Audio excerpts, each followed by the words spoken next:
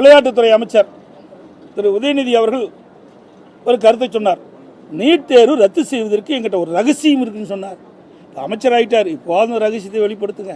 எத்தனை நாளைக்கு தான் அந்த நாட்டு மக்களை ஏமாத்துவீங்க?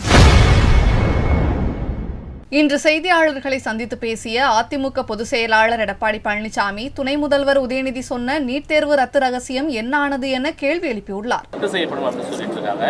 இப்போ திரும்பவும் அனைத்து கட்சி கூட்டம் கூட்டப்படும் அப்படின்றத முதலமைச்சர் சொல்லியிருக்காரு. ஏங்க, அவரு நீட் தேர்வு ரத்து செய்யப்படும் என்று மக்கள்கிட்ட வாக்கு பெறுவதற்காக வாக்கு கொடுத்துட்டாரு திமுக சார்பா. இன்னைக்கு வேற வழி இல்லை. நாட்டு மக்கள்கிட்ட போனால் கேள்வி கேட்பாங்க, அதுக்கு மலுப்பலான பதில் ஏதாவது வேணும்ல. அதுக்காக தான் இந்த நீட் தேர்வு சம்பந்தமாக அனைத்து கட்சி கூட்டத்தை கூட்டம்னு சொல்லியிருக்காரு. ஏன் இதற்கு முன்பு தேர்தல் நேரத்தில் தேர்தல் அறிவிப்பு வெளியிட்டீங்களா திராவிட முன்னேற்ற கழகத்தின் சார்பா? அப்போ என்ன சொன்னீங்க? திமுக ஆட்சிக்கு வந்தவுடன் முதல் வேலை முதல் கையெழுத்து நீட் தேர்வு ரத்து செய்யப்படும். இது வரைக்கும் பதிலே இல்லை. அதுக்கு பிறகு விளையாட்டுத்துறை அமைச்சர் திரு உதயநிதி அவர்கள் ஒரு கருத்தை சொன்னார். நீட் தேர்வு ரத்து செய்வதற்கு எங்கிட்ட ஒரு ரகசியம் இருக்குன்னு சொன்னார். அமைச்சர் ஆகிட்டார், இப்போ அந்த ரகசியத்தை வெளிப்படுத்துங்க.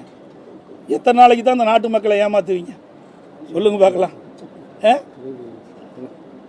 அது மட்டும் இல்லை, கிட்டத்தட்ட ஒரு 10 நாளைக்கு முந்தி நினைக்கிறேன், சட்டமன்றத்தில் இந்த நீட் தேர்வு குறித்து பேசிக்கொண்டு இருந்த பொழுது முதலமைச்சர் அவர்கள் கருத்தை தெரிவித்தார்.